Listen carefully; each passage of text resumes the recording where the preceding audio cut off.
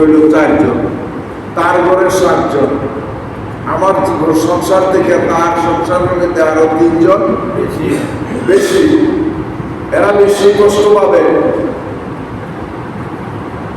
এটা হয় না।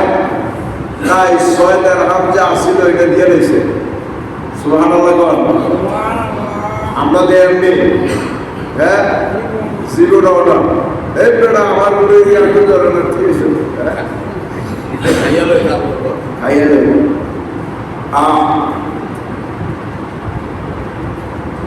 তো দিয়ে দিয়েছে। এখন আলীর কাছে আসেনি কমসায় সৈন্যরা সৈন্য। এখন মনে মনে চিন্তা করতেছে কি করাম, মাঝে মাঝে দিছে বাজার করার লেগে, আমি তো দান করে লাইলাম, এখন কি করাম। দান করাদের মধ্যে যে কি মর্যাদা,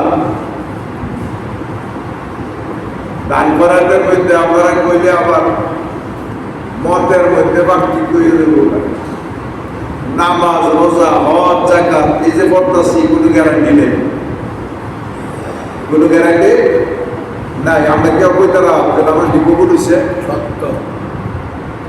কোনো গ্যারান্টি নাই কবুল হইছে। এটা হুকুম পালন করতেছি মনের আবেগে। যদি গ্যারান্টি হয় তাইলে দেখলাম আসসালাতু মেরাজুল মুমিন, নমাজটা মুমিনের জন্য মেরাজ। মেরাজ শব্দের বাংলাটা হইল সাক্ষাৎ। এখন কার সাক্ষাৎ? মালিকের সাক্ষাৎ, অর্থাৎ আল্লাহর সাক্ষাৎ। বলেন তো আমরা কেউ আল্লাহর দেখছি পর্যন্ত? দেখি না, কিন্তু আলীকে জিজ্ঞেস করা হয়েছে, আলী হে আলী তুমি কি আল্লাহ কোনদিন দেখছ?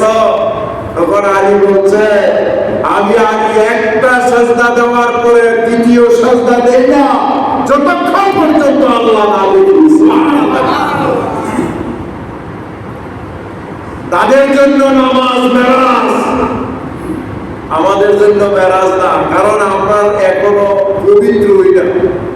মুখের পবিত্র নাই, দেহেরও পবিত্র নাই। মুখ দিয়া 72 করে মিশা কথা, আর দেহের ভিতরে যত হারাম আছে ঢুকাইতেছি, ঠিক না? সুতরাং আল্লাহ পাওয়া এত সহজ না।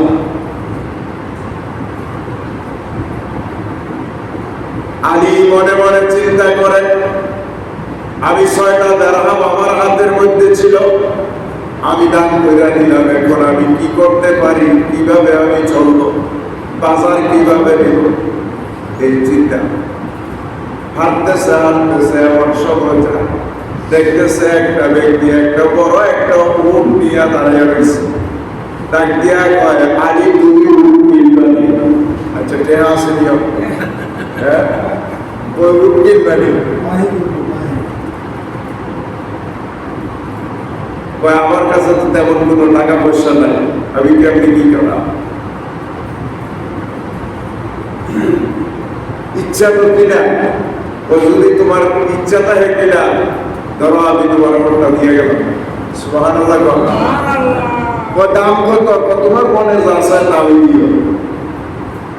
এখন বুকের লাগামটা আলীর হাতে দিছে, দিয়া গেছে।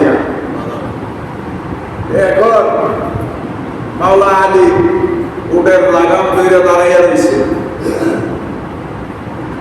আর একজন আছে কতক্ষণ পরে কয় আলী উটটা বেচবানি। সুবহানাল্লাহ। আলী উট বেচবানি? আলী কয় হ বেচা,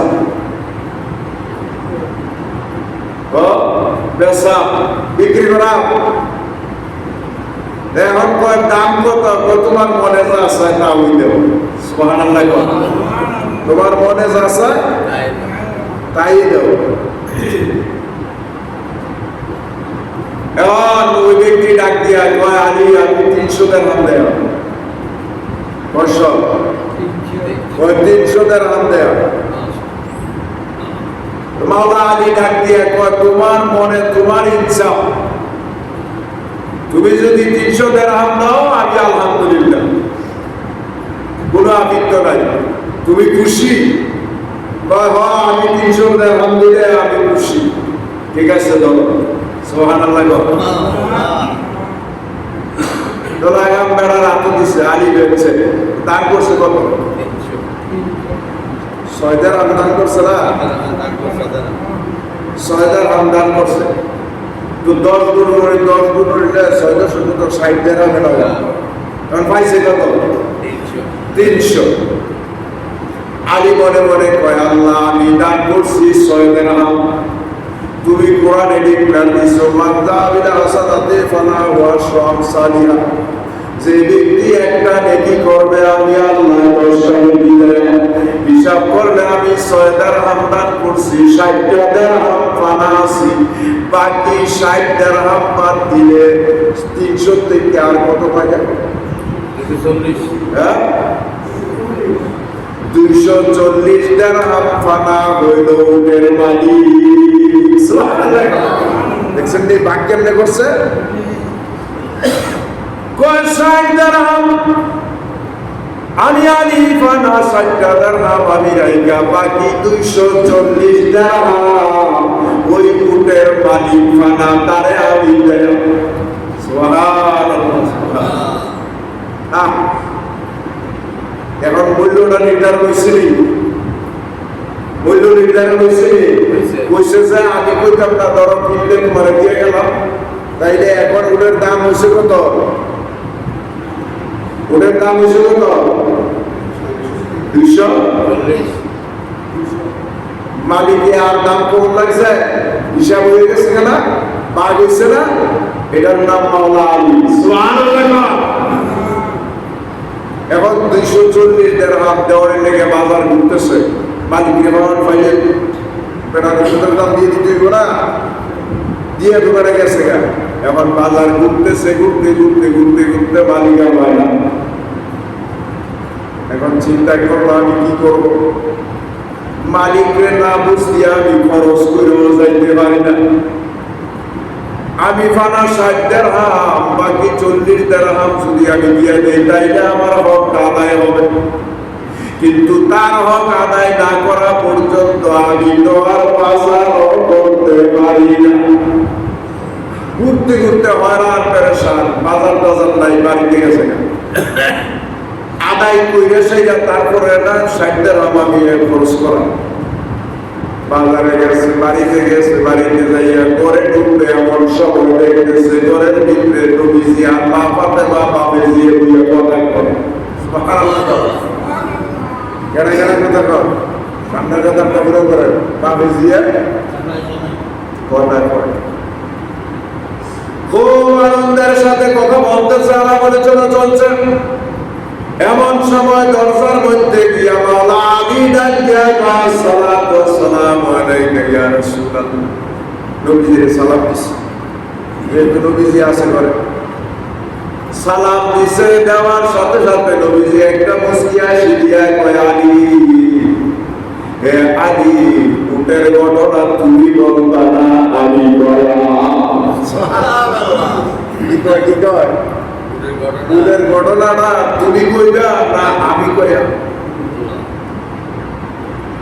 আলী মনে মনে কয়, আল্লাহ হায় রে হায়, নবীজি তাইলে সবই জানছে দেখছে, আমি যদি বলি তাইলে বেয়াদবি হবে। ডাক দিয়া কয়, ইয়া রাসূলুল্লাহ, আপনি উটের ঘটনা বলেন।